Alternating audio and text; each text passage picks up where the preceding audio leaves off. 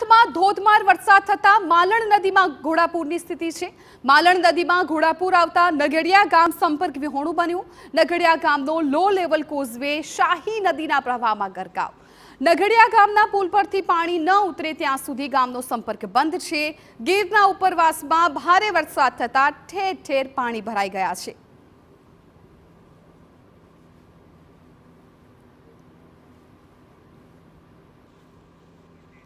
હવે જો ગીર ગઢડાની વાત કરવામાં આવે તો ત્યાં પણ અવિરત મેઘમહેર જોવા મળી છે।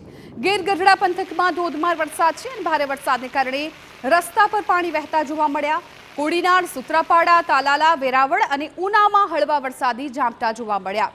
તો આ તરફ ગીર ગઢડાની રૂપેણ નદીમાં પણ ઘોડાપૂર આવ્યું છે। ભારે વરસાદથી રૂપેણ નદી બે કાંઠે વહી રહી છે। ગીર ગઢડાના અંકુલાલી ગામને જોડતા કોઝવે પર પાણી ફરી વળ્યા છે।